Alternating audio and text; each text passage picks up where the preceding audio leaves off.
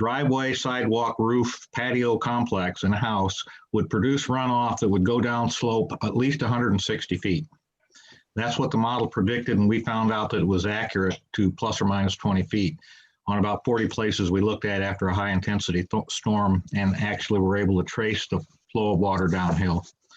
So Joe, you're absolutely correct.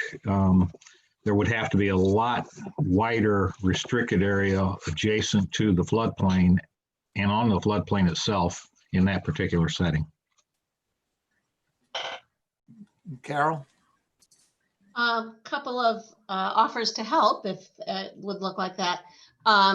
This webinar contact that's been drafted, if somebody with sort of fresh eyes reading through it that's been medium involved in the process would be helpful, I'd be happy to do that in my role as, you know, community outreach education chair.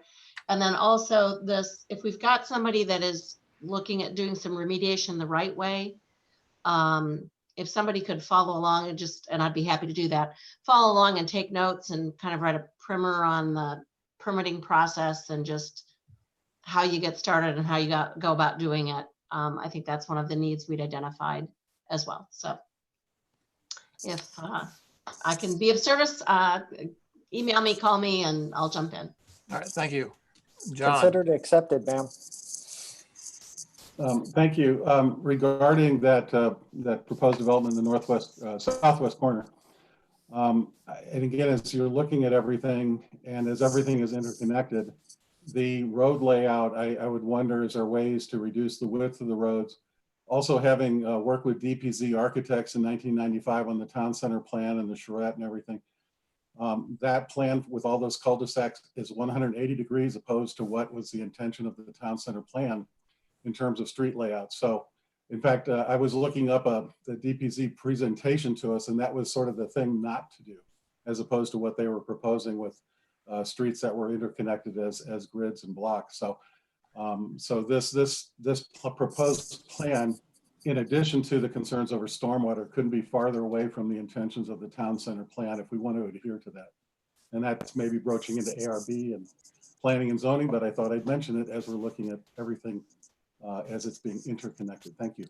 Yeah, like I said, I don't want to get too far into this, but if anybody's interested in the project, contact Joe, or you could probably just go on the city's website and get the last P&Z's agenda and look at this, and if you want to provide comments, if you will.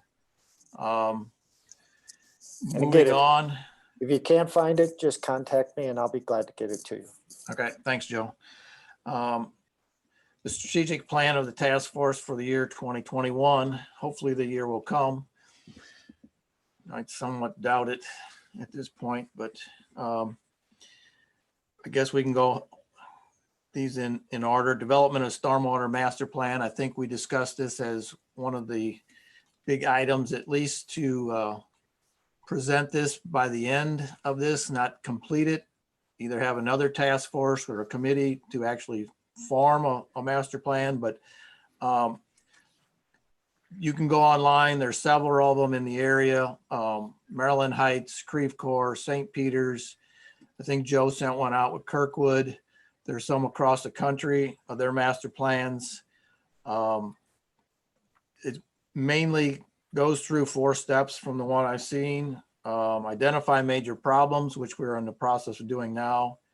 Implement funding sources, whether it's the half-cent sales tax, and then coordinating with the state to do 319 grants to actually fix a problem. Also, Joe, I had a question too, and Sam may be able to also answer this. As far as the sales tax, maybe I'll leave that to later though. Maybe there's another option. Third item was do a SWIM computer model. And I know this is Dr. Hammer's, his expertise. And the last one was some of the cities had a citizen stormwater committee where they actually reviewed some of these stormwater projects and actually put them in some type of priority. So that's my 2 cents in this stormwater master plan. I don't know if anybody else had any comments to this effect. Mr. Brown. Thank you. I wanted to make one brief comment about the stormwater management plan and topic. And basically, what I wanted to mention was if we do get a funding source and we are committing to spending significant amount of public monies, we're going to have to do that plan. It's going to be necessary. So in my mind, it'll be the basis of the application of those funds and how we solve problems and prioritize improvement projects. And the engineering that's in that plan feeds right into the projects and the solutions to the problems that are in those watersheds. So it'll have to be done if we get a significant funding source. My preference would be that it's done sooner rather than later, so that you can get a good idea of exactly what the costs are of those solutions in the watersheds that you're looking at.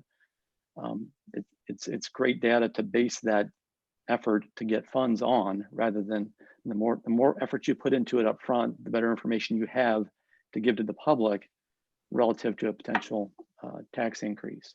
Yeah, very good point there. Dr. Remy, then Joe.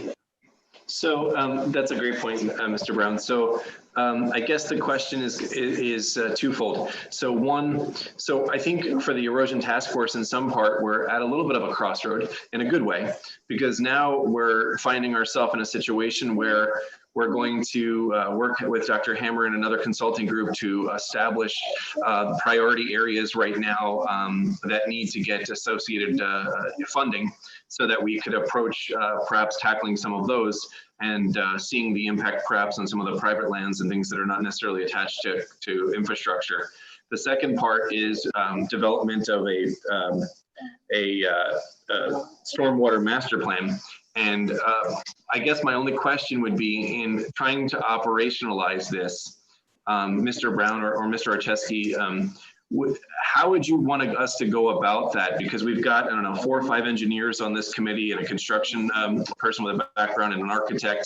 Is this something that we could start preliminarily next month with just a small subgroup of this committee and get started, at least to start operationalizing the development of it, and whether it's going to be through a process like we do through TCUT or something similar to that method?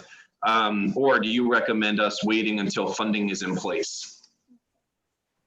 I'll leave that up to David, but I mean, we could start a committee and at least start investigating, looking at other master plans, finding out what we like, what we don't like. But I'll let Joe is up first before Dr. Hammer answers that. Joe, go ahead. Yeah, thank you. You mentioned something that I wanted to share with the group. I had a conversation with somebody from the city of Creve Coeur. So over at the city of Creve Coeur, they actually, at their July city council meeting, approved the placement of a stormwater tax on the November ballot. It's actually a park and stormwater tax on their November 3rd ballot.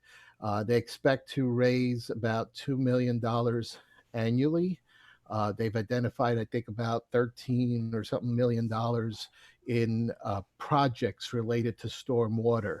So I think we have an incredible opportunity here where we may not necessarily have to invent or reinvent the wheel. We can learn a lot from how this plays out, what their lessons learned are, as far as how far they've come along. And with regards to stormwater master plan, they also already have a stormwater master plan.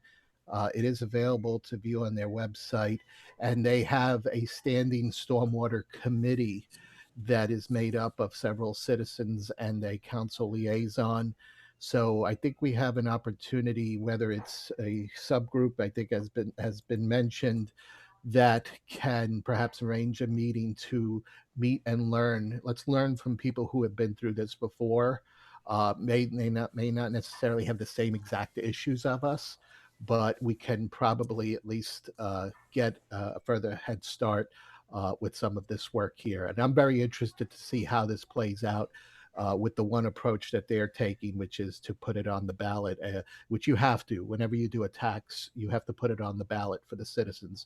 So we'll see how the reaction is to there, but I'm very interested in the change in communications, change management, and communications on how they inform and educate their citizens, because that is the key. We in Wildwood, and I think that this will be a little bit of a broken record. In Wildwood, we even try to do several things like a stormwater sewer lateral program that would have basically protected citizens who have MSD sewer, so that if your lateral breaks, all it costs you, I think, is like $50. And that did not pass in Wildwood. For some people, that would be a win-win. Now, there's probably lessons learned from that. But even you see it on the state. Recently there was the ballot with the gasoline tax item, and that did not pass. So I think back to Creve Coeur, using them as one example. I'm sure there are others. Let's put them on the list to talk to. Thanks, Joe. Yeah, I think the key word is tax, and people don't like that word. Dr. Hammer, do you have anything as far as the evolution on how this should come about? Well, I think the sooner you start, the better, obviously, because it's a complex topic and it's going to take a considerable amount of education of the public to get them up to speed on a tax for anything, as has previously been discussed. Also, there's some work that's been done since Wildwood Incorporated. As I recall, and Joe, you may need to step in and correct my memory on this, but we didn't develop a stormwater master plan. We developed a city master plan, but we looked at stormwater master plans from other cities at the time. And there's some good work that's been done, particularly in arid and semi-arid places that have sloping and mountainous terrain. Portland has an amazing stormwater runoff plan. Tulsa, Oklahoma does. Denver, Colorado. So in order to maximize our impact with minimal expense, I think it'd be really wise to start looking at some of these other cities that have been doing this kind of work longer than we have. Yeah, actually, I have a copy of. It's been several years though, when City First Incorporated, but from Tulsa. In fact, the lady that I talked to there was actually originally from Wildwood, so at least this area. So yeah, there's a lot of choices out there from what to choose from. Dr. Remy?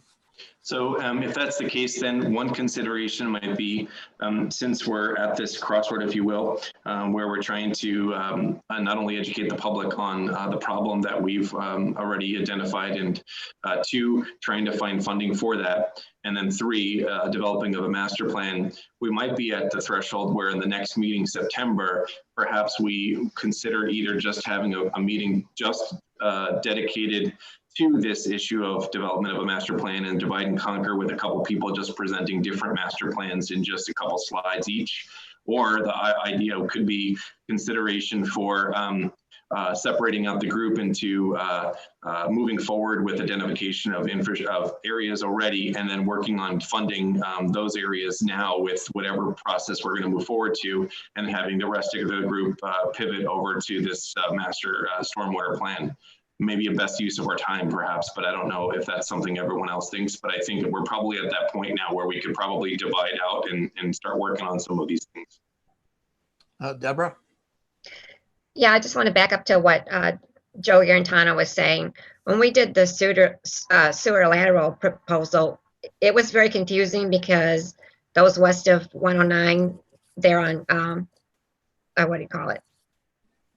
Not sewers. Whatever that. So there was a lot of confusion back and forth by that, and debate on why should they pay for it, which they shouldn't. So education is key, but also we need to do it over a long term. So we need to start really early if we're going to put it on a ballot, because that was another issue. The information wasn't out there long enough for people to really understand it. Yes, thank you. Yeah, and part of this is at least having the consultant in and giving us some estimates, because we can say, hey, this is what it's going to cost the city. And we just, at this point, we don't have the money. And so we need this tax. And so maybe we can get some information on that, and that'll help push us over the top as far as getting voters. Anybody else on this topic? Joe? Just a couple of thoughts. Sorry, My go apologies, sir. ahead. You can I'm go, sorry. Jim. Wrong Joe. Mr. Vunich, you had your hand up. I'll defer to the council person. No, Joe, go ahead. Okay, mine's 2 seconds then. Very quick. Just to follow up, again, to just reinforce the message about the communication, not to sound like a broken record again, but yeah, communication, and we need to take our time. This cannot be rushed because there's a saying, and I think change management, that you have to get the message across. You have to say it 7 times, 7 different ways in order for people to understand it. And so that's going to require time and lots of education. I think we want to get it to the point where everyone knows the story of what's going on here and why it's so important to the city. And again, we have to look at all the options. A taxmate is just one tool. There are, I know, a lot of other tools. Mr. Sturman's done a fantastic job on that spreadsheet researching. So there are, whatever tools are available, we'll look at. And all right, Joe Vujic, sorry. Mr. Vunich, sorry. No apologies needed. It's always nice to have a lot of Joes around. First and foremost, we already have 5 subcommittees that are formed out of this task force. So potentially, if we're looking at one to take on a stormwater master plan, maybe we could expand or use one that already has some similar expertise, like the ordinance review subcommittee. And then anybody wanting to join in could become part of that. One of its members, Dr. Gragnani, is no longer participating, so we need to fill that slot already. I just think if we keep subdividing ourselves, it just makes a little more difficult to keep track of what we're all doing and ensuring that we're all making progress. And then just to sound a cautionary note, for all intents and purposes, if we propose a stormwater and park sales tax for the municipal election in 2021, which was a consideration, we really only have about 4 months to get that on the ballot. And so we don't have a lot of time to be doing a lot of other things if we're going to basically convince at least our city council that this is the appropriate approach and it needs to be on this particular election. So I just want to let you know that items for the April 2020 municipal election have to be to the Board of Election Commissioners, I believe, by the mid part of January 2021. Yeah, that may be a little optimistic at this point with things that are going on. Ms. Clark. Anyone else on this topic?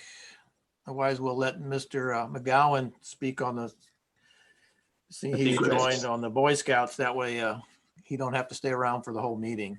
I think we've got Ms. Clark, and then I just had a couple comments after Ms. Clark. Okay.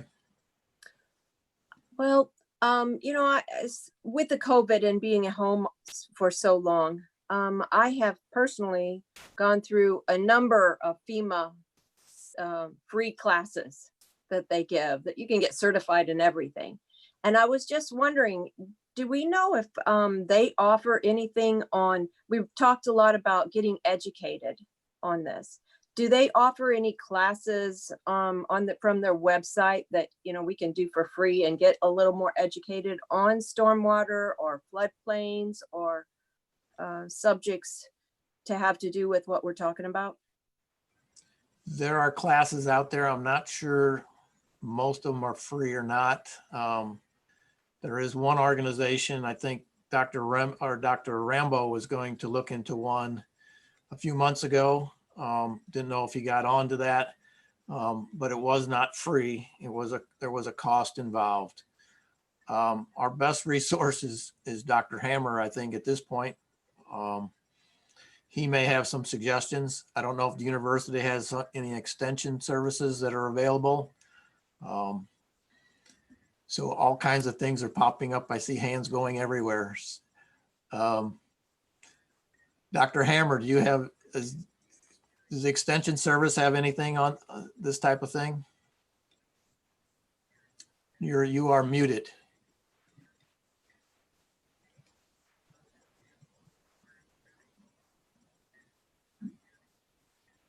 He's trying to find the mute button. Kathy, can you unmute him? Do you have the superpower?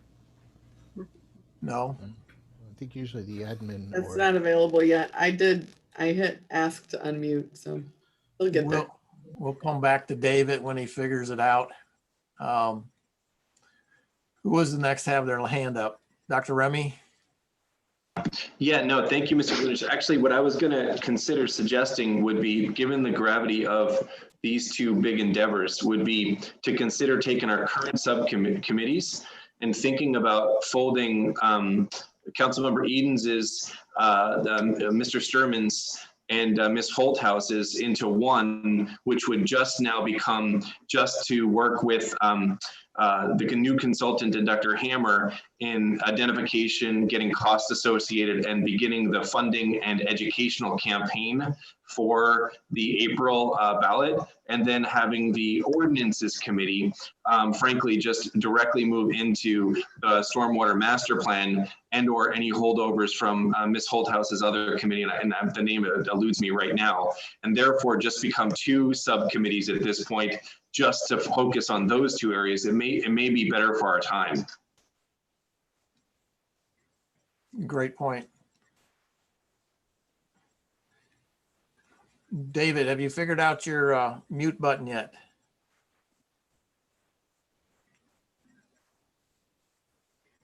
Jackie, I think you asked me to unmute. This is Debbie.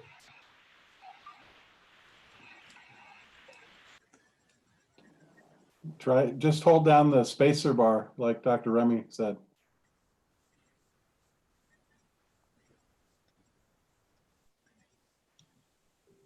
He's going to try to call in, I think. Anyone else? usually Richard, the did you meeting- have anything? the meeting owner has the ability to unmute participants. Is that? Kathy set said up on she our- I was just could not. Yeah.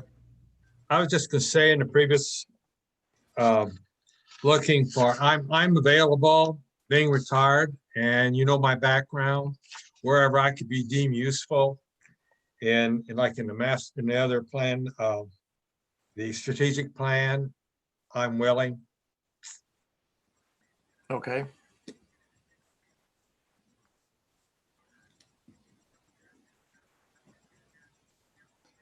Not sure where David went.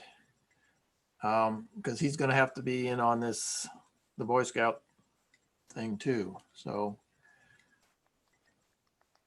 anyone else on the topic of committees or Mr. Brown? Rick, all I was going to mention briefly was if somebody is really inclined in learning all there is to know about the flood insurance program, SEMA actually offers a training that I think was basically free, and I suspect that we could get, I've been to it a couple times, but I suspect we could get someone on the task force trained if they're inclined to do that. It's usually held in Jefferson City over a couple days, so that might be an option. I'm not real sure they're doing it right now with COVID or what their plans are relative to COVID, but it's usually held fairly frequently throughout the year, so that might be an option. Oh, excellent suggestion. Mr. Archeski, Dr. Hammer is leaving the meeting and then going to re-enter using the link. He Okay. was frozen on his end, so she should be back shortly. Okay. Maybe we can have Mr. McCow and Ken start, explain a little bit what's going on, and then Dr. Hammer can join in. Okay, I'll do that if you want. Okay. Well, this idea started with Dr. Remy and seeing if a whole bunch of scouts could help identify areas of the creeks that the condition of the creeks. So what we have set up, what we have developing here is that on September 12th, we're going to have a whole bunch of scouts. I'll come back to that in a minute, but a whole bunch of scouts that are going to learn about good creeks, bad creeks, erosion. And then after that training, they're going to be assigned a section of a creek somewhere here in Wildwood, where then either that day after the training or sometime within the next few weeks after that, they'll hike that creek and identify the conditions of that creek and get that information back to the task force. I gave everybody to this Sunday to tell me how many scouts are going to participate. And I don't have any answers yet, but don't worry about that. That's typical. So that doesn't concern me at all. But I from just 2 troops, I know we already have over 25 people signed up. So I think we're going to have a lot of feet in the creeks to help identify the issues. And what's really neat about this is that Dr. Remy and another person who's in Scouts, Mike, who is a merit badge counselor for the Soil and Water Conservation Merit Badge. All the Scouts that participate are also going to be able to earn that merit badge when they're done. And the thing that I think is neat is they're learning this merit badge from, as I keep saying, the professionals, not somebody's dad who picked up the merit badge book. They're learning it from people who really know it. And so far, every Scout that's participating is doing the merit badge also. So they're getting a lot out of this also, besides the help they're giving to the city. So I'm pretty excited. I'm pretty excited about this, and I think it's really going to be a help for the city when we get done with this. David, you want to jump in here?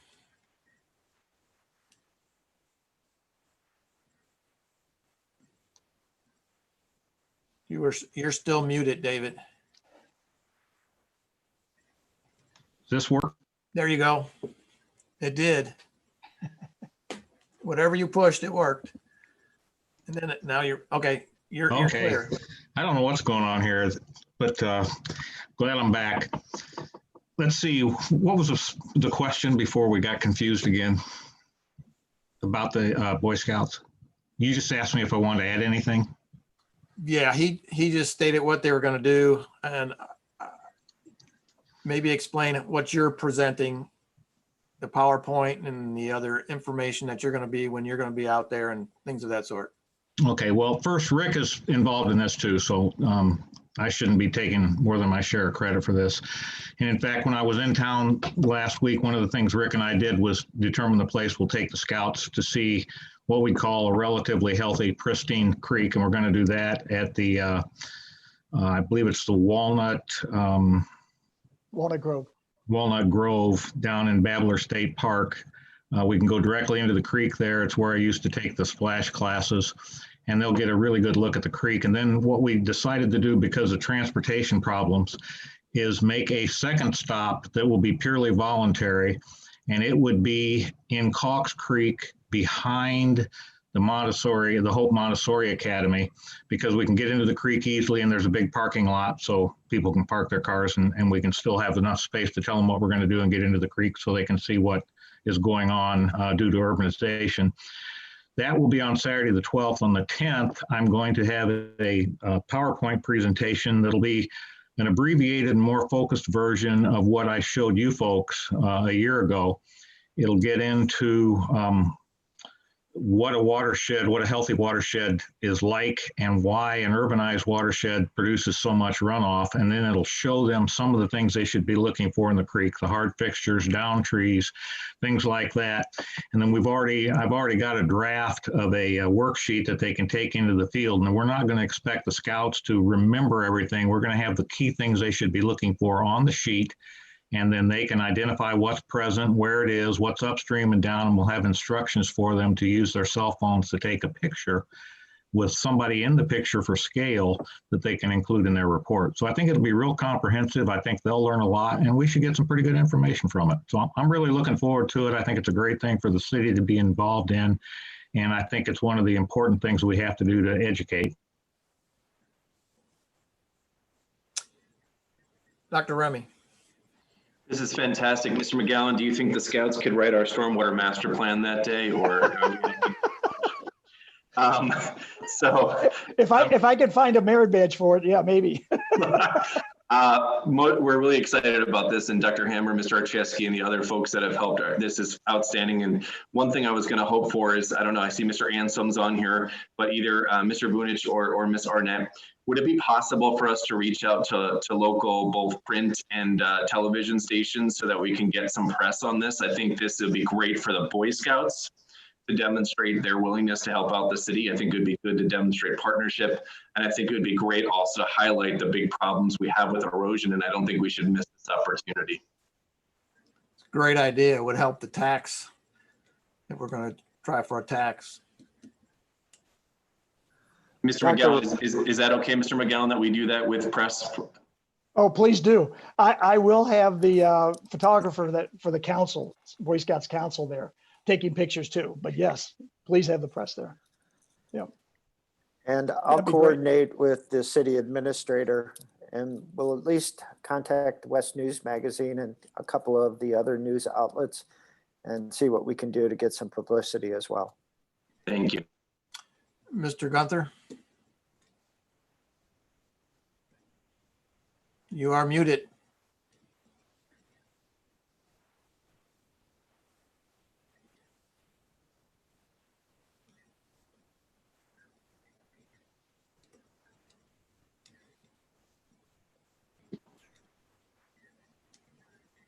It's infectious. Dr. Hammer, you passed it on to Gunther. Another disease, a Zoom disease. Anyone else? Any questions for Mr. McGowan, Mr. Hammer on this subject? I think, Lauren. am I unmuted now? You are unmuted. John, then Lauren. I'll be real quick. I don't know if there's any other program like this in scouting in the country, but you might be onto something that is really a wonderful model pilot program that you can celebrate within the scout organization. So, yep, that's a good idea. Yep. Lauren.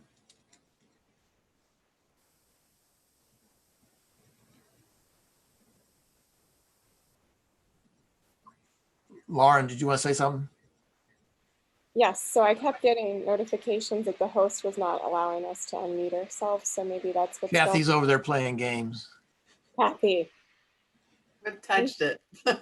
Y'all can talk all night, I promise. I'm not doing anything. It's the Arnett conspiracy. It has begun. No, but actually, Mr. McGowan, Mr. McGohan, I'm sorry. No, McGowan, you're right, McGowan. Oh, McGowan. I just, one thing I would love you to stress is when they learn all of this wonderful information is to go home and teach their parents. It's often the kids that teach the older generation. So I just please encourage them everything that they learn to go home and make sure that that generation that has the wallet that pays the taxes cares too. That's a great idea. Yes. And Mr. McGowan, one other thing consideration could be after they learn this, it would be great going forward. Well, maybe we can come up with some other additional opportunities that will build upon the 10th and the 12th, whether it's in the spring, if they're interested for some service projects, clean outs, teaching people how to clean out the culverts. Those sorts of things might be actually pretty good because they're going to have a unique skill set that Dr. Hammer is going to impart upon them. Yep. I think we need to build on this. Yeah. Once we see how it goes. Yeah. Great idea.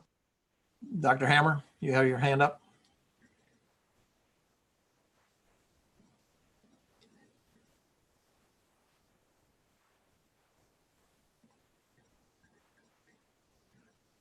He can't unmute again. Anyone else on this topic? Mr. McGowan, thank you very much for participating in this. And yeah, we may have some other duties. If they can get some more merit badges on other things, that would be great. Oh, yeah. Dr. Hammer's on again. Finally got unmuted again. We might want to do the same thing we did with the splash class, which is put some of this on the website for the city. That involves the parents, the aunts, the uncles, the friends. We could pick the best of among the scouts, or we could summarize everything they did and put it on there, or a combination. But I think the more you get out on that media, the better.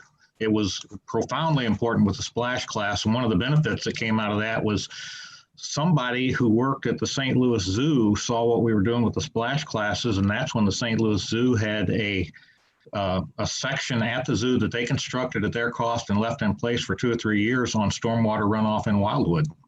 And we got a lot of good PR out of that. Excellent point. Excellent. Anyone else? Well, Mr. McGowan, thank you again. You can stay on if you like and listen to the rest of this, or you can go enjoy the rest of your evening. But we appreciate your participation in this. I would stay, but my battery's almost dead. Okay. Moving on, I guess, to the discussion on creation of an advisory board to ARB and P&Z. That may come under the fact when we start talking about an advisory committee in general that Creve Coeur, Maryland Heights, and that has. Joe, any discussion on this on your part? Mr. Archeski, Miss Edens would like to speak. I did, but it's okay. I noticed we may need to go back on the agenda. We could do it after this. I think we left out some groups when we were subdividing into 2 different sections. I believe we also had a group that was working with other government agencies that wasn't mentioned. So I don't think we took a formal motion before. However, if we have to have a motion to reconsider to go backwards on the agenda, I would be willing to do so. Either after we talk about this new topic or right now. No, we just, however you want to handle it. You want to talk about it now, that's fine. Well, I will defer to Councilmember Remy then. I think he had some thoughts on this. Councilmember Eads, do you want to make a motion that we fold the new previous subcommittees into 2 working group or subcommittees going forward based off the delineations that we described? And just for clarity, that would include 1 subcommittee that will be the previous ordinance group and or say the government group into 1, and their task will be development of the stormwater master plan. And 2, the second group will be your subcommittee, the education committee, as well as the Mr. Sturman's subcommittee into another And group. education. And education, yeah, and that'll be to move forward with working with the consultant with obtaining costs, prioritizing the list with our city employees and Dr. Hammer, and moving forward to develop education for potential funding mechanisms, including in and around a possible tax in April. Is that what your motion is? Yes, I will make the motion as stated by the chair, as long as we didn't, I think that's all of the subcommittees. I just want to make sure that we didn't leave anyone out. If that sounds like all of them. There was also one on government outreach, but which I think I was the chair of, but I think there was a lot of overlap with other committees. So I don't know that, and I think everybody that was on that committee was also on other committees. So I don't know that needs to be specifically. Maybe that one could just be disbanded. Okay, so that would need to be included in the motion then. So we could just include, we'll just roll yours in to the master plan in the motion then. That way we don't have to go through a list of members and make sure they don't. So if we get a second for this motion, what we could also do is once that's created, we could look at the numbers to make sure that we're not skewed on one side versus the other. So we've got pretty good representation in both. I'll second it. Okay, Deborah seconds it. Any discussion? Additional discussion? And we do have new members that have not been a part of any committee. In fact, we've got 1 new member from Ward 2 that will need to be assigned. So it sounds like we'll probably have to do some outreach to any new members to see where they want to fall on this. I don't know that we welcome Mr. Patton, Ms. Boykin, and Ms. Donaldson to the committee formally, but welcome. They're in the soup now, so. Thank you. Kathy, you want to take a roll call? Let me know where you need. Sure will. Sure. Member Gunther?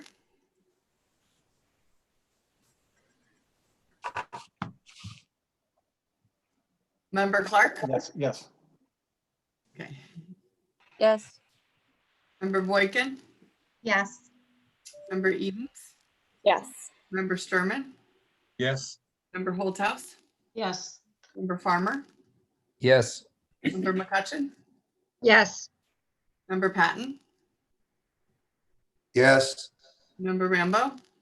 Yes. Member Donaldson? Yes. Member Garatano? Yes. Co-Chair Remy? Yes. Co-Chair Archeski? Yes. Thank you very much. Motion passes, so we'll now have 2 standing committees.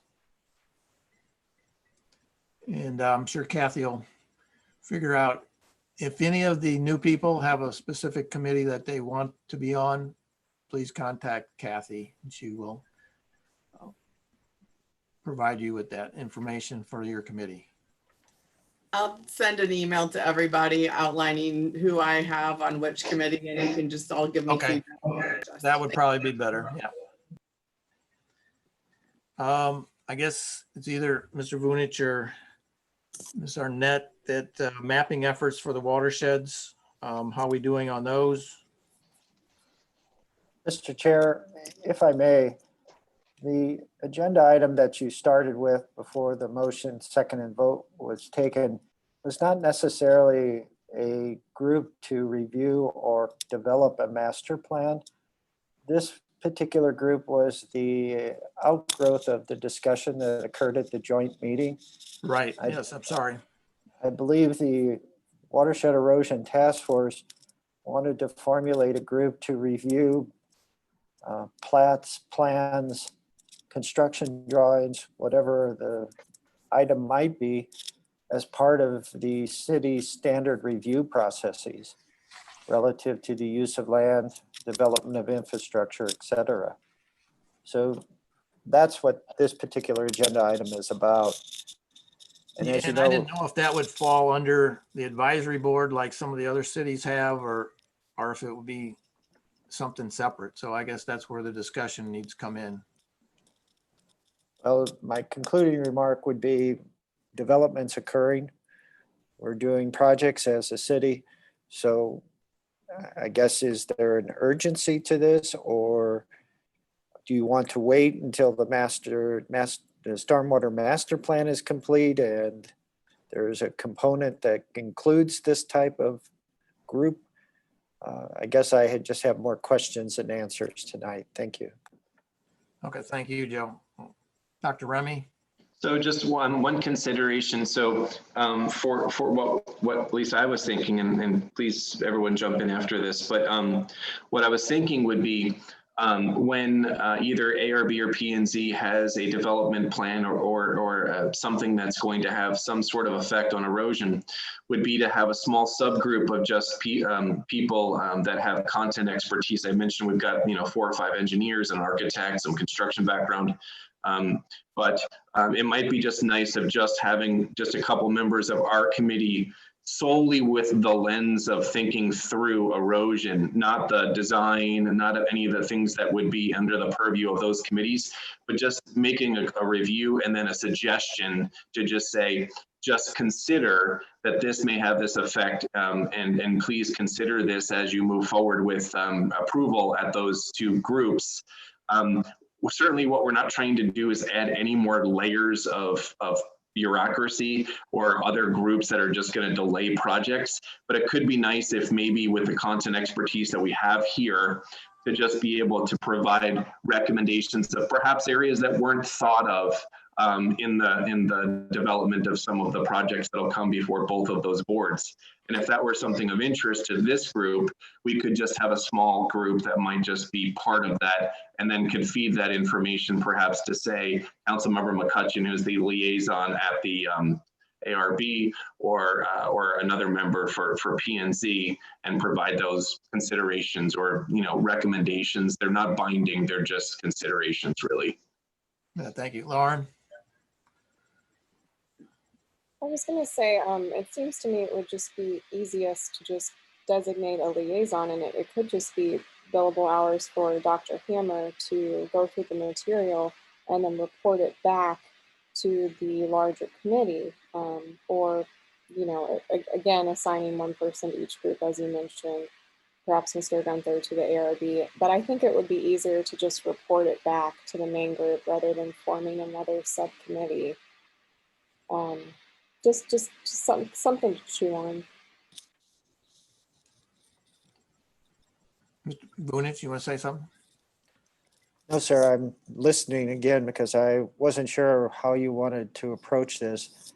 I will just note, in following what Dr. Remy has already stated, many of our review processes, particularly regarding land use that are under the zoning ordinance, have timelines associated with them that are ordinance mandated. So I just want to offer a cautionary note. We do a thorough job. We have timeframes that we must meet. So if you're adding something to it, be aware that we don't have all the flexibility in the world. And the same holds true for projects that receive grants. They have timelines associated with them in terms of grant funding that we must meet. So I just want to make sure you understand, I can't send you a set of plans on a rezoning and then wait for you. I just can't. The zoning ordinance says I have to have this thing done in 90 days. So be aware of that. I appreciate the expertise. I appreciate eyes on the project, but I also recognize that property owners have rights too, and they have a right to expect at least a timely review of their project. And oftentimes that's based upon funding they're getting from a bank or financial institution, and the rate's set. And if they don't finish it in the time frame they do, the rate may change, and it could be hundreds of thousands of dollars of lost revenue or additional costs. So, I mean, I appreciate people wanting to help, but we have a process, and you've got to work within the process. Thank you. Fully understand that, Joe. And my original opinion was not to have a standing another committee for the staff to handle this and all this. It may just be, hey, it's an email either to the chairmans that we could get out and say, hey, there's a project coming up. Look at it. If you have any comments, that's fine. You know, nothing formal in that way, but this committee could at least have a look at it without disrupting anything. Mr. Gunther? Joe, you mentioned about any urgency, and I'm going to go back to the 109-100 project at the headwaters of Bonham Creek. And it just, as I've been thinking about this project since I walked that creek with David and Rick, it strikes me that this is the potential for a perfect storm. I always believe in a couple of adages: measure twice, cut once, and first do no harm. And if, you know, this is a special case, it's at the headwaters, it's going to have impacts downstream if we don't do it right. So we can pay for it upstream, or we can pay for it downstream later on. So I totally hear what you're saying about the process, the schedules, the timelines, and great. I mean, the other thing I have to say, as I was reading the report, it sounds like we've got a lot of, you know, ordinances in place to handle, you know, issues and concerns. But I wonder if when it falls in the town center, do things get sort of modified to where those ordinances really get cut away? No pun intended. But from what I've seen from that proposed development, I really am very concerned about the proposal, the destruction, potential destruction. And it's a very sensitive site. I'm not wanting to delay it, but I think that's the purpose, I think, of this idea of people weighing in on this sooner than later. So thank you. And I think, Joe, you reiterated that the overlay district does help in this situation with expanding the area around the creek. So that may be something that needs to be looked at. Well, and in this instance, it's probably not a great example of timelines. The project's been under review for almost 5 years, part and parcel because the Department of Planning didn't support it for 4 years and 10 months until the Planning and Zoning Commission gave direction to make something work. And that's the best, that's what I'm trying to do the best I can. So yes, this isn't a classic example of following the timelines in the ordinance. We've had the cooperation of the property owners and the developer, but rest assured that Mr. Brown, Ms. Arnett, and I recognized the sensitivity of this site and what it means for future development. It's the last large tract of land in town center. After this, most everything's going to be combining 3-acre parcels of ground or smaller parcels of ground into a development track. This will be the signature piece for the rest of town center unless town center's enlarged. So if, again, as I offered at the start, if you'd like to see the most recent set of plans, I'd be glad to send them to you. I'll accept all comments. This is scheduled to be considered by the Planning and Zoning Commission on September 8th, Tuesday after Labor Day, and the meeting starts at 7 o'clock. Thank you. Thank you, Joe. Anyone else? Mr. Garitano. Yeah, and I also did notice Mr. Councilmember Rambo has his hand raised on Zoom. So with regards to, back to the agenda topic of the advisory group here, I'm going to throw a different point of view versus creation of an advisory group, because with the plan of building a stormwater management plan, it would be my hope that that would be then a living document that, along with how we operate today through the review of proposals that go before the Planning and Zoning Commission and City Council, and certainly Architectural Review Board has theirs, that they would adhere to following what that stormwater management plan dictates. We all today know this topic very well, but the task force is not a perpetual committee.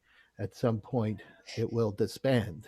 So the work that we do, we hand over. The intent, I think, would be that the watershed or stormwater master plan would cover that.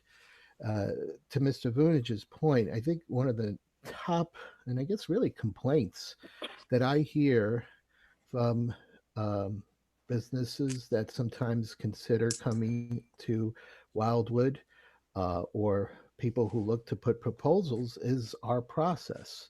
That it is a very strenuous and very detailed process, but it is what makes Wildwood unique, and we're quite special because of that. So for some, it may be a complaint, but it is what has kept Wildwood from being a lot like some of the other cities. So, I think, to Mr. Vunich's point, maybe there, adding additional steps that could potentially create further delays certainly creates additional costs. And that's something we might already have taken care of with such a stormwater master plan in place. So that would be my thinking on that, because otherwise we're going to tax our process even more, having to add additional roles. And at some point, someone who is not involved in this committee or task force will be someone who is no different than someone who joins the Planning and Zoning Commission at some point in the future. They're coming in, they're being handed the set of, the guidelines or the master plan in this case, and they're going to follow by it. So that's my 2 cents around that. And Joe, and both Joes, and don't want to step on Mr. Vunich's toes here, and he's got a much better history than I do, but we have the ordinances set up. If the developer follows the ordinances, the development goes right through. I think the problem seems to be is they want to make all these changes all the time. And so that's what lengthens the whole process. Mr. Rambo?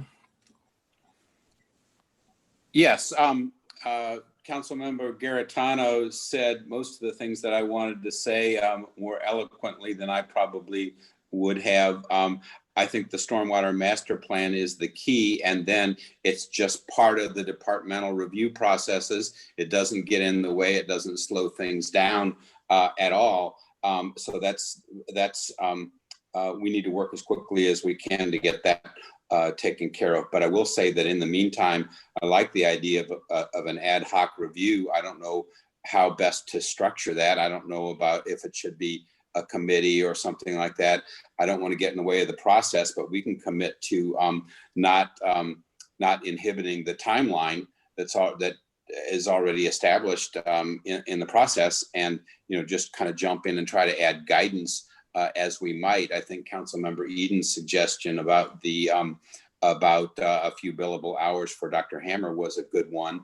We can figure out how to sort of formalize that process, but I think we can work really quickly to just look at it in the light of what we've learned recently about stormwater issues downstream and so forth, and probably make some good suggestions as we're working toward developing a stormwater master plan. The reserve development, I hope to get a set of the plans from Joe. I've been looking at it for a while. I don't know if the plans have materially changed since 2 months ago when I last looked at them, but I had some thoughts at that time that I think are germane, and I'd like to check those out again and try to make some comments. And so maybe establishing the final makeup of the Stormwater Master Plan subcommittee is something that we can, try to get done this week, or at least very quickly. That's really all I had. All right, thank you. Dr. Remy. So since we were so good with getting Dolly cloned, we're going to clone Dr. Hammer since we're giving him lots more work to do. But I appreciate the dialogue. Actually, I wanted to hear what everyone else had to say, because I do agree actually with Councilmember Garetano specifically about making sure that master plan and Councilmember Rambo moves forward, and we could approach that with a lot of these insights that will hopefully guide in the future, certainly ARB and P&Z. The one thing is I've already spoken to a number of folks on ARB as well as in P&Z. And one thing that was actually really interesting was that they highlighted that their understanding as committee members of erosion was not as robust as they would hope. And so it provided a nice opportunity. I think that Mr. Vunich and Ms. Arnett are finding another time for us to have a combined meeting. And our hope is that Dr. Hammer could provide that same presentation that he gave to us, therefore giving at least a frame of reference for some of the different erosion problems, and specifically some things that could go awry even under following the current ordinances, but perhaps in methodologies that may lead towards further problems downstream. So I think that's a good step, actually, at least in informing both of those two committees. And then in regards to Councilmember Rambo's about a subcommittee or not subcommittee, I don't actually want to delay the process. So maybe Mr. Archesky's suggestion of just requesting an email sent over, and before their scheduled meeting, maybe we just, if anybody's interested, they can send some recommendations, but therefore we don't slow the process up. Does that seem reasonable? Any comments to? I think that's exactly the right way to handle it. So Dr. Remy, based upon what you just described and the support from the co-chair and Dr. Rambo, what I will do is I will send to the Watershed Erosion Task Force, individual members, a set of the plans and a requested date for comments to be returned. And then I'll take those comments, put them into a collective single email, return them to all of you. You can basically say I've captured it or I've not, and then we'll go from there.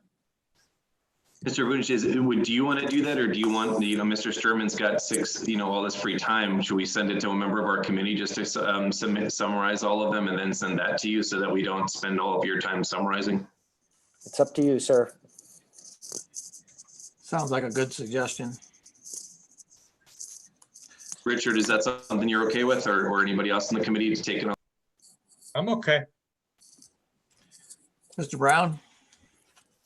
Thank you, Rick. I guess I would just ask the task force, what is the criteria that is going to be used to evaluate these projects or plans that's going to be considered? What criteria is going to be used? And if you can't answer the question, I would suggest that there needs to be an answer to that question. You're correct. Yes. Good question. Excellent question. I can just suggest things on my own, just from my experience, but I'm not sure what the other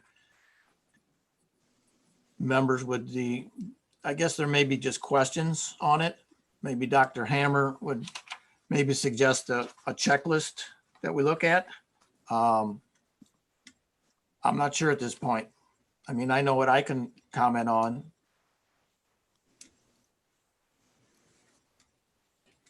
I bring it up because I think it should be as little subjectivity involved. It should be an objective review based on criteria that is being required to be followed. So you can say it's not meeting the criteria that we are following, or whether that's MSDs or city ordinances. So that's my 2 cents worth. That's all.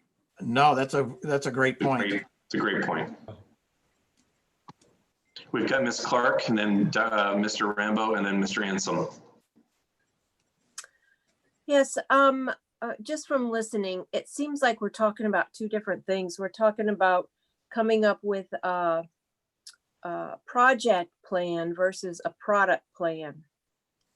And I think that if I'm not mistaken, we're talking about the master plan being the overall project plan that focuses on the whole, it as a whole, and the product would be, for example, the watershed at a certain place and how that's handled, how we do each one of those things. But the project plan includes that product plan. So it's a more overall, a more overarching way of looking at the whole thing. We could come up with a master plan that's a project plan to incorporate all the dependent, independent, constant tasks involved, without saying, okay, for creek, we have to go and we have to do this specific thing and that specific thing. That would be under the product, or, I mean, I call it a product because of where I'm from, but the specific issue. So if we are looking at making a project plan, it's going to work for all of the issues that we address. And am I mistaken on that? Is that more what we're looking at? Are we looking at the specific problem at Bonham Creek, and that's what we're going to look at? I would rather look at the project. How do we develop this plan so it works for every single time we go out and need to implement it? That's the point of this master plan would do that. This is in the time frame until we get a master plan. How do we handle this? Who is next, Ken? Dr. Rambo? Dr. Rambo. Yeah, all of these parameters can be quantified. Rick is asking from an engineer's perspective, how much, runoff do I need to control? How, those kinds of things. How big do the basins need to be? And hard surface area and all those kinds of, sort of basic engineering questions from his perspective. That is not what I was intending with this review process. It's just more comments about, are we looking at this? Are we looking at that? And so on and so forth. Because right now, the reason we're probably failing and shooting ourselves in the foot recently is because the rainfall amounts and frequency and intensity has changed dramatically in the last handful of years, and it's going to get worse. We have no way to predict that. That's why Dr. Hammer is going to the extension folks to find out the precipitation patterns for the last 30 years, but that doesn't do much at all, in my opinion, to predict the next couple of decades. It's just the best we can find. And so we're hoping to incorporate, I at least hope we incorporate, some actual tangible quantifiable parameters in the stormwater master plan. But for now, we're just going to say, hey, don't do riprap here, and don't do, try to move this parking lot, and, this and that sort of thing. That's what this review, short-term review, is hopefully intended to address. That's it. And to Lauren's point, that may be better that Dr. Hammer does that than than any of us. Well, I think we're combining it, aren't we? Joe is sending out the plans for the reserve, and then I have some comments that I think are germane and helpful, but it's not, hey, this, amount of, sheet flow here and whatever, blah, blah, blah. I'm not going to get into that. And I don't think anybody else intended to, but if we can make a list of things that should be considered, then it's Rick's job to consider them, and Dr. Brown can, Dr. Hammond can do, his magic sort of separately in as an adjunct to that. In other words, just review our comments and say, this is BS, this is BS, this makes some sense, I'm going to look into it further, kind of thing. So it's actually a way to save Dr. Hammer and Rick Brown some time as far as I'm envisioning it. Okay. Mr. Archeski, do you think maybe we should, maybe what we could do is let's think on it until the next meeting and then just see where we want to go with this and give it some more thought and kind of postpone any sort of formality tonight, or do we want to do something more formal tonight? We can get the other comments, but that may be a good idea. Mr. Anselm and then Lauren. Thank you, Chair. Yeah, I think to Councilmember Marie's point and to Rick's Brown's point as well, I would be concerned just even from a political perspective of inserting any erosion task force member into a development process that is going to get political at some point, because all development has some notion of politics involved with it. So I would certainly recommend delaying any action on this item until I think to Rick's point, if you can develop a list of criteria that then somebody can look at and say, okay, yes, this plan that's submitted or this plan that was drawn took into account these various elements of, the different erosion best practices that are in place. I think that the checklist is going to help insulate that individual who is perhaps doing that review from the political nature of getting this through the process. Because I think that's what our planning department does from a P&Z perspective. They take a plan that's submitted, they send it out to different committees, or they do their various reviews, and they say this meets, this component of our city code, this, that, or the other. So I would definitely recommend that before we assign a task to somebody to look at any plans that are in place right now, that we have the criteria developed first. Thank you. Ms. Edens? I was just wondering, as we develop that sort of standard checklist so that it's well, standard for lack of a better word, I'm wondering how much we're going to be left with that is more of an intangible and dependent on each project and the specific location and the watershed that it's in. I just wonder if there would be certainly differences between putting a development in an area of Cox Creek that is already suffering versus perhaps another creek which is less severe. So I'm just wondering, thinking ahead as we put a pin in it, how do we account for individual circumstances when we're trying to make something standard? And maybe that's more of a Dr. Hammer question or an engineering question, but I just see that I don't know how much we can take the objective differences out of it. In the several master plans of other cities I looked at, they took each watershed into consideration separately and talked about projects and how to handle different things within those watersheds. Mr. Vunich, did you have something? To follow up, the other thing that we would need to do would be to update that regularly, because situations in erosion changes within a creek bed very quickly. And so the checklist would have to change as well, I would think. That's it. Yeah, very good points. Mr. Vunich? Yes, to the members of the task force, as you recall at the joint meeting, this was a suggestion that came out of it, one of several, two of which are on tonight's agenda for discussion, the other being the master plan.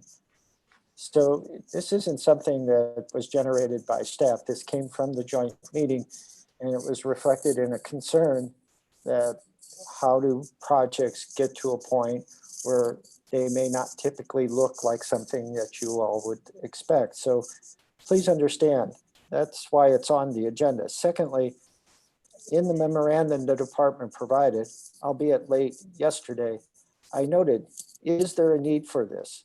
And that was the first decision you all should come to. Do we have an advisory group or do we not?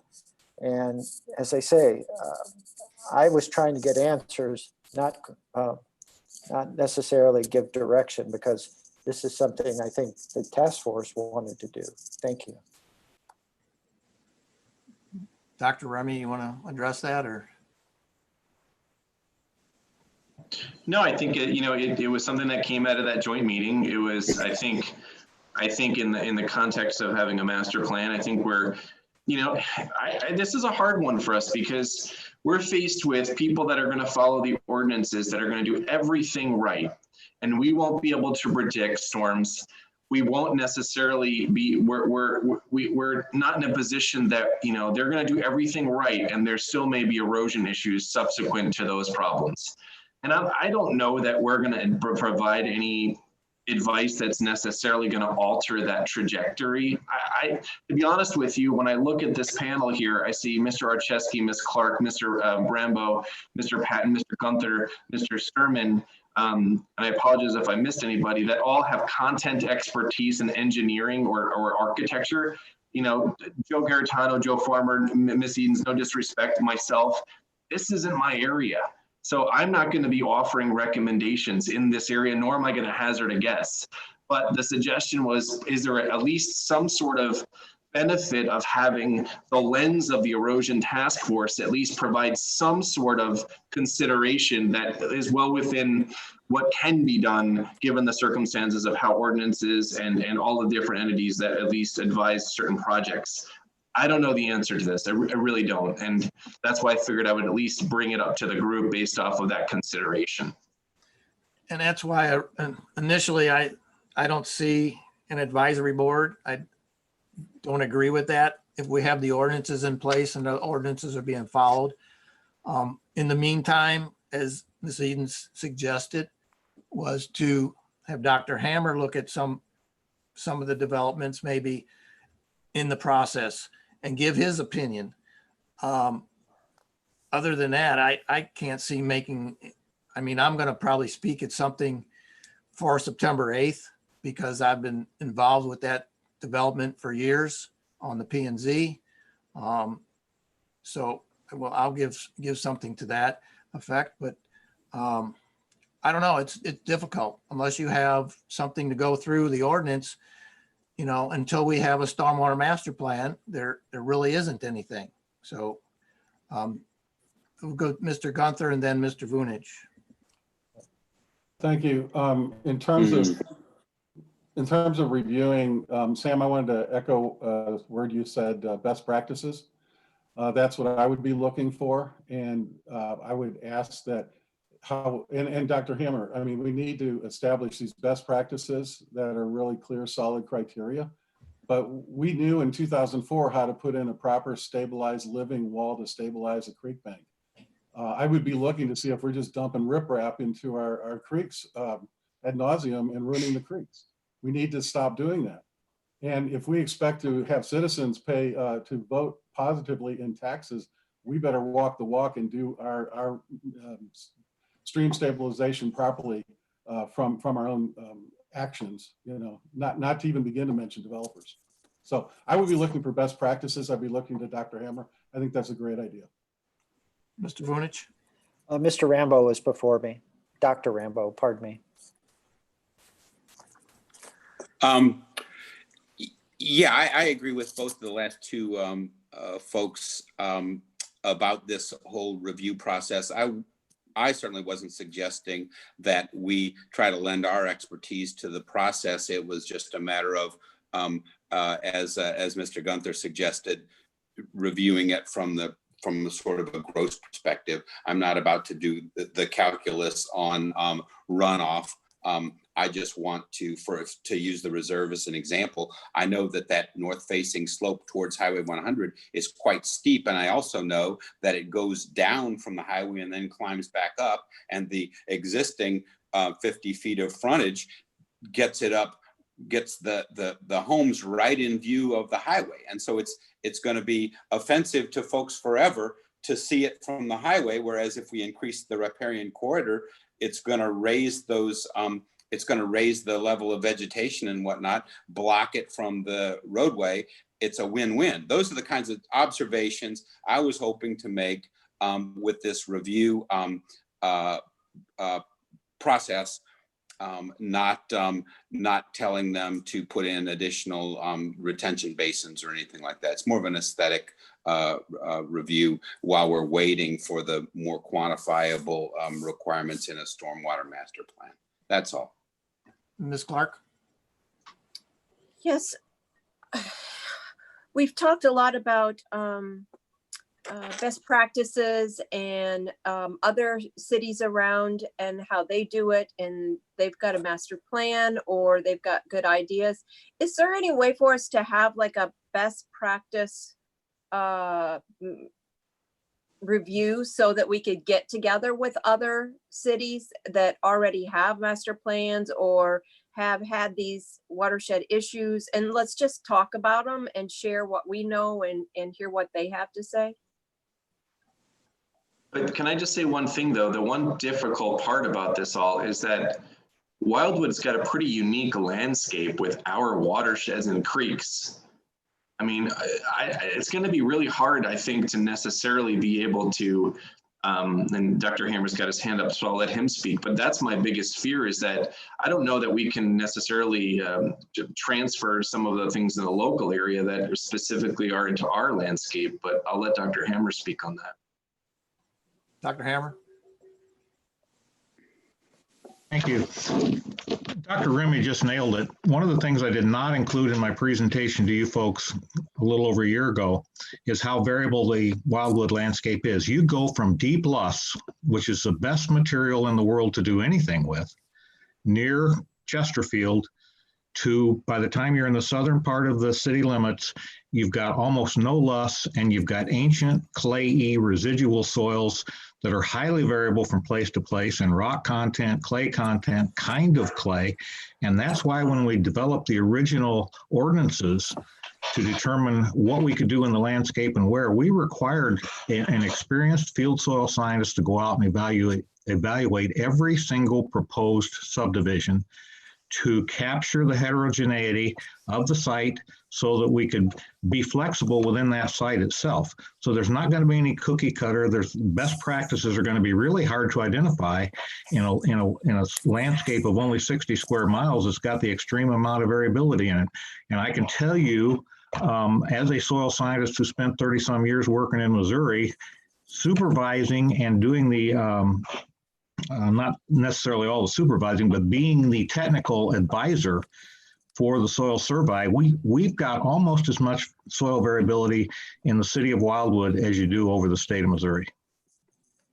The only thing we're missing is huge floodplains like down in the Delta. We've got almost everything else represented. It's an extremely unique landscape.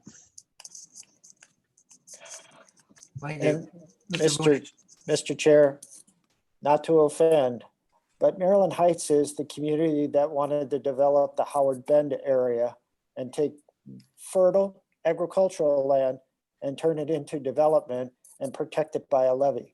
I don't know if I really want to look at their stormwater master plan, because what they do and what they believe are priorities is not what Wildwood does, period. And I understand that. They were just one of the many that I looked at. I mean, there's some across the country in West Virginia, Colorado. You know, we may not find one exactly to fit us. I understand.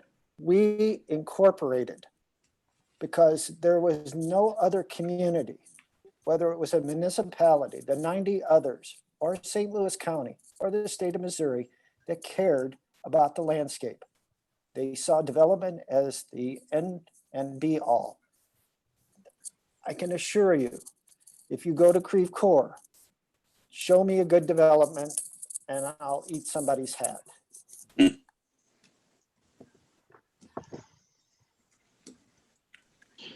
So Mr. Archesky, on that note, should we maybe wait and postpone this until the next month and then spend some more time to think through this? I think it's not, I don't want to impetuously jump into a process until we thought through it.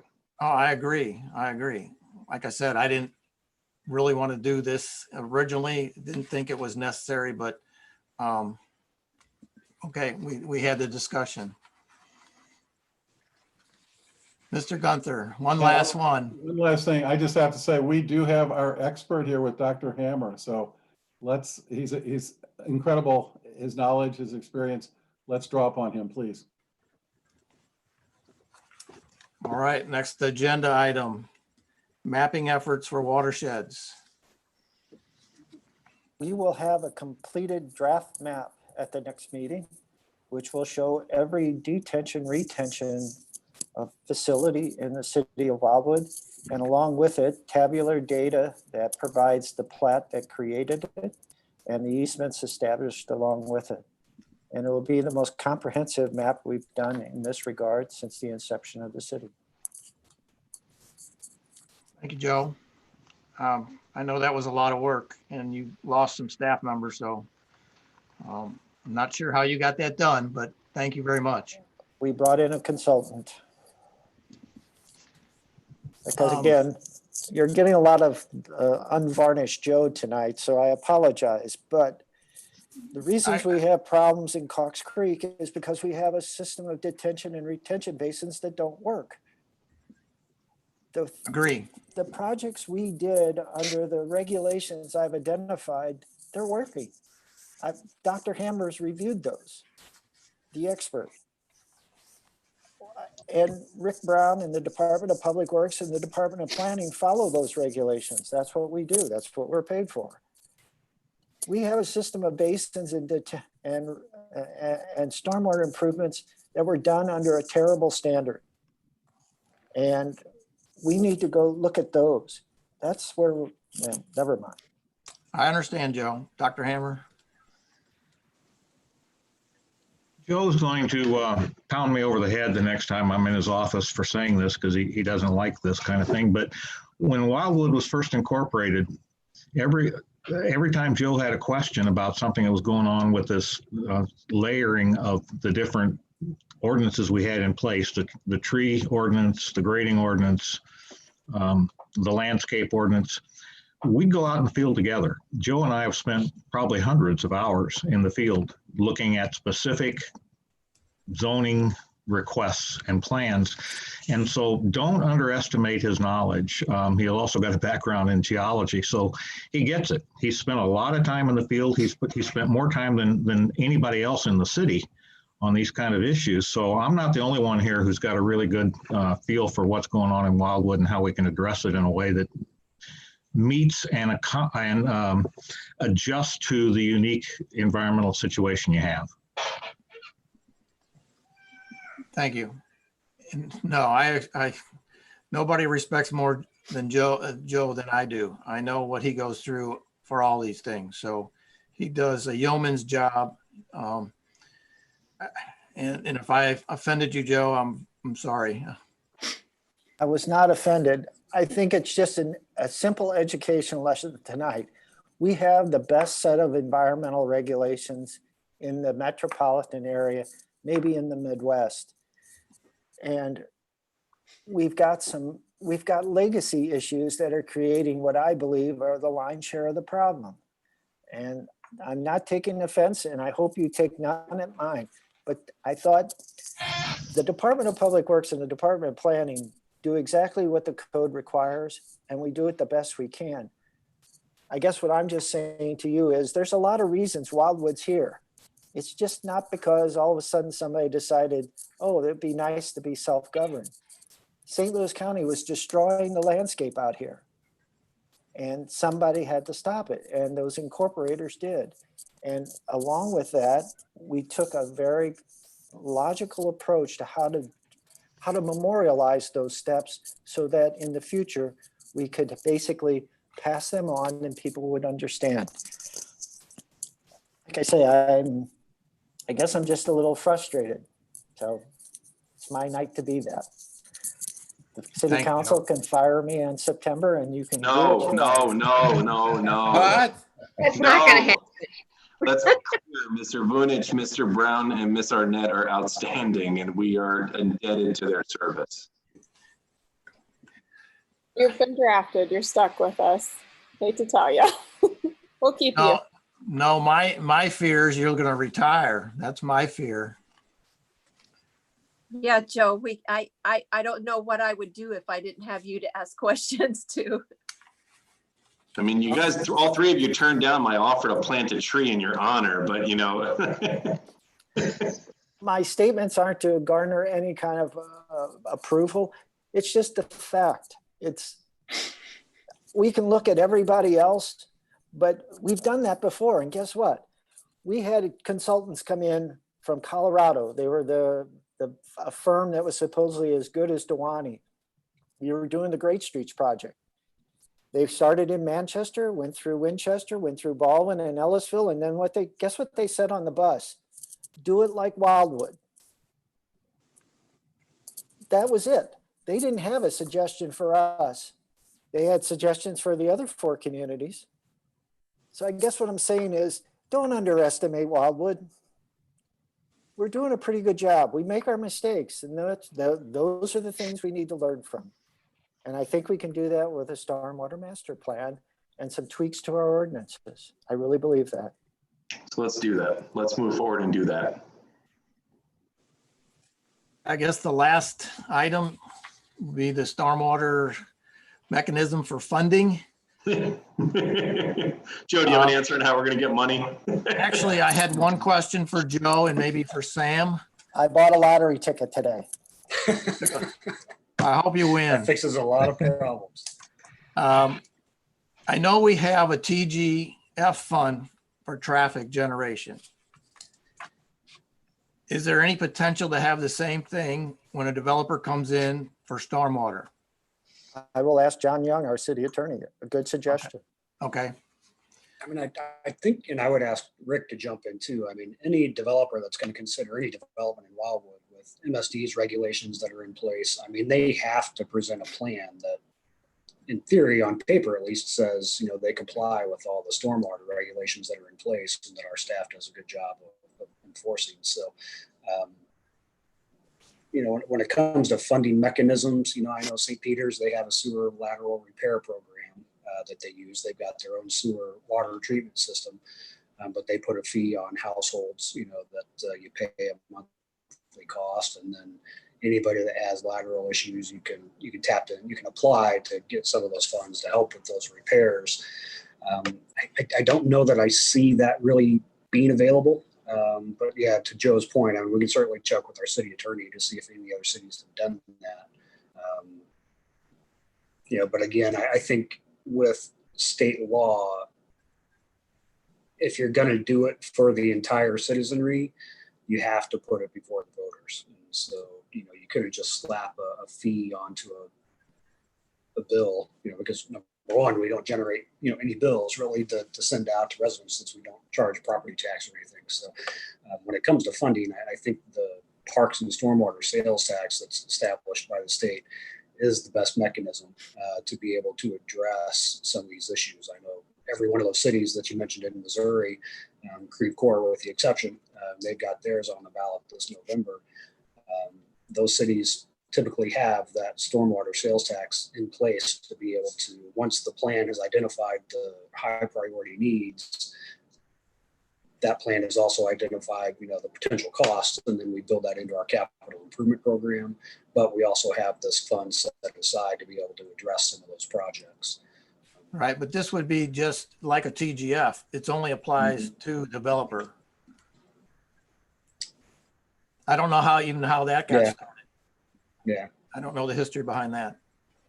Yeah. Well, like I said, I don't know, Rick, you know more about the stormwater regulations than I do, but I think most developers, whenever they're submitting plans to the city, already have to adhere with most of those stormwater requirements anyway. So. Well, they're most certainly following MSD, and MSD is reviewing their plans very thoroughly. As far as a fee that might be applied, I'm not familiar with that either. So I think that's a great idea to be investigated. If there could be a specific fee that they have to pay to develop that helps address stormwater improvements downstream, I think that's a great idea. Mr. Sturman, anything on funding? No, I nothing has happened, and I'll keep this short, but nothing's been happening, and no responses from anyone lately. And I guess maybe I can blame most of that in the COVID as it affects our economy now. From where I am now, as I see it, the only other thing is to basically start the process over and start at the federal and mainly the state, because we need millions of dollars. And the only place right now, after all these many people I've been in having conversation and emails with, is at those two levels. And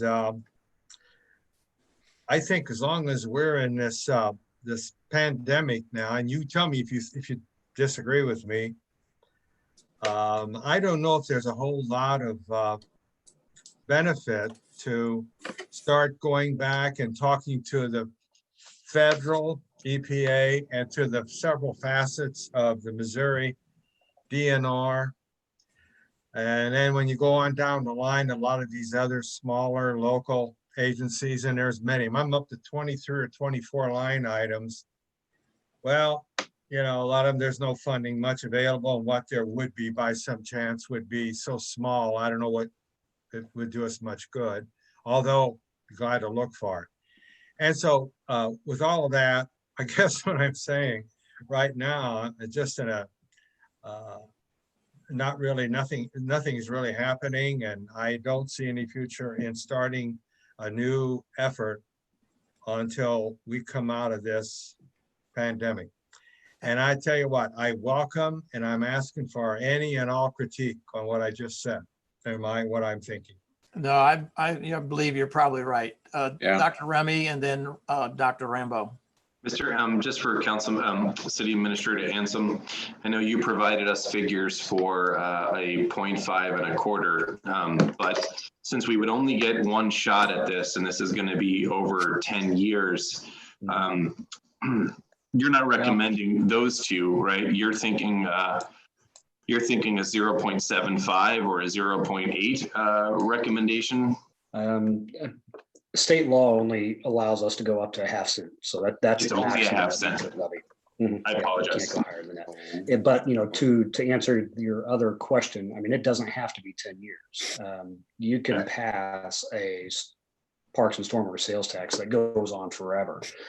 You can also put a 10-year window on it. You can put a 20-year, whatever really the council or the committee would end up recommending could be put on the ballot. So we're flexible in those regards, but the cap of a half cent is statutory. We can't go above that. Is there a balance that has to have with the park side? So we could do 0.9% for this and a tenth if we wanted for parks or something, and then modify year to year, or yeah, typically example, right. Yeah, typically how other cities have done it, and it would be up to our however we want to see as well, depending on how the capital plans sort of play out. You know, if there are some years where we know they're going to be their park projects we need to fund, we could show the dollars, you know, that we receive every year towards parks or towards stormwater. You're restricted to do that if you put that in the ballot language, however. So if you say 50% of the whatever fees are going to be, whatever revenue is going to be generated, going to be committed to parks, you're stuck with 50% of that. And that, I think, ties the hands of the city and the governing body, you know, who would be dealing with the revenues years down, whatever, you know, the road that was passed by that governing body at the time. So I would certainly recommend that you keep that ballot language as broad as possible. But at the same time, if you have a list of projects that you can say, hey, these are the things we need to have the funding for, that starts to then, as part of the education process to help pass the ballot initiative, that helps. You know, that we're not going to have that list necessarily the first time we put that out, you know, to voters, because we don't have a parks and stormwater master, you know, we don't have a stormwater master plan right now, so we don't really know what those numbers might be. You know, but if we fund that master plan, perhaps out of our general fund, you know, reserves, that gives us the option then to be able to say, what are our project needs? And then you take that to the voters. Thank you.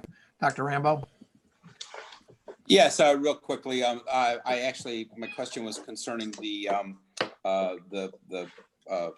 sales tax and the rate and how much we could go for, and that was just answered. But I did want to comment that I loved when Dr. Hammer gave his presentation and talked about how Wildwood was a leader nationwide in our tree protection ordinances and some of the other environmental things that we do. I think we can be leaders again. This is an opportunity to differentiate Wildwood from the rest of the company in our country and be a leader in another aspect of protecting our environment. And I also wanted to say that I really like Unvarnished Joe personally. That's it. Thanks. Anyone else before Dr. Remy, Joe Gaetano, Mr. Gaetano? Yeah, I just wanted to speak. Mr. Sturman provided a really good update there. From what I've been reading regarding the financial impacts, because of the pandemic, the greatest impact that is being felt by cities right now is around sales tax, more than property tax. And what we've gone through, just in general, looking at what they have provided, like the National League of Cities has reported, what we've faced as an impact just over a few short months actually took 6 years to feel during the Great Recession in 2008. So therefore, we're feeling the impact hard and fast. So the good thing is Wildwood, I do believe, is still in a really strong position just because of our operating model. Our city, we actually have a very small city staff of about 25 or so employees, or about that number. And we rely a lot on outsourcing and contracting. And because of that, it's very easy to scale up and scale down when there's an impact, like when there's less demand on parks. We can just reduce the impact by scaling back down our contractors that service those parks. For other cities and some that are close to us, they have a lot larger staff. Look at the city of Chesterfield, over 200 employees. They are just 10,000 more people in that population than we have in Wildwood. And so they are going to feel the brunt more. Plus their facilities, they have some, pool. They have a pool and some other recreational type facilities that we don't have. So I think in that case, we are probably best positioned for that. And then the other thing too is that the pandemic hit us in Wildwood pretty much close to the start of our budget year. Most cities, half the cities out there start their fiscal year around the July timeframe, and so they kind of had to react quickly, where we have some time to work through it. So, to your point, Mr. Sturman, I think the well is a little dry out there right now, and it's going to be tough. And even I think because of the pandemic, even our figures, as we look at the potential for considering a park and stormwater tax, we have to take that into account. What that would mean and how that would work, because that would be just solely right in our Wildwood businesses. This is not the same type of tax that we collect our revenue in St. Louis County as part of the pool. See, that's the good thing, is we are part of the pool. A lot of cities, I was on a call with some other cities not too long ago, and they said that some of them actually did better, like the city of Battlefield did better than they thought, because people stayed in town to do their shopping. They didn't have to go to work. A lot of people do their shopping where they go to work.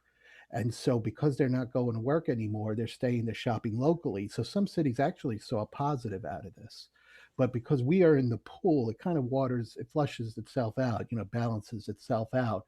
So I think that made us benefit from that. That would be my guess. But yeah, that's just reiterating, and want to comment on that, Mr. Sturman. Okay, thank you. Anyone else besides Dr. Remy? Dr. Hammer?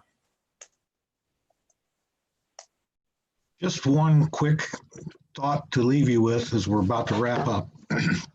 When we wrote the master plan in 2005, which we had to do, what, every 10 years, Joe? There was a recommendation that came from this corner that you begin monitoring the creeks, that you begin laying aside funds to deal with problems that would arise in the future. And had you done that as a city 15 years ago, to the tune of $400,000 or $500,000 a year, which is a drop in the bucket now compared to what you're facing, you'd be facing a different challenge. So when you are organizing your thoughts and preparing to go before your citizens and ask for more money, Cox Creek isn't going to go away, and it's not going to heal itself. And the sooner you start, the more you're going to save down the long haul and the better environment you're going to have. So let's not wait another 15 years, please. I don't live here, but it's an amazing place, and it is something you truly should be proud of. As Dr. Rambo pointed out before, and you're still leading the pack, you know, in much of the field. So thank you. Thank you. Anyone else? Dr. Remy. Oh, Sam? Councilman, yeah, Sam. Yeah, I had just to follow up on Dr. Hammer's point. I mean, yeah, we can wish we would have done that 15 years ago, but I think one other point I wanted to make about the sales tax, if it passes, is you can borrow against that. So the risk is you don't know year over year what your revenues are going to be. So a lot of cities who have the parks and stormwater sales tax, they bank those dollars for a couple of years. But if we have a stormwater master plan that has identified a pretty major concern that needs to be addressed quickly, we can borrow against, you know, it'd be through a general obligation bond most likely, but knowing that there's going to be a dedicated revenue stream for parks and stormwater sales tax issues, a lot of financiers are comfortable issuing, you know, bonds to help, you know, fund projects that we need to do quickly. So appreciate Dr. Hammer for bringing that point up. Okay, we got Dr. Rambo and Mr. Garatano quickly because we're already over time. Right. I'm really sorry about this. I had forgotten to. It's on my notes.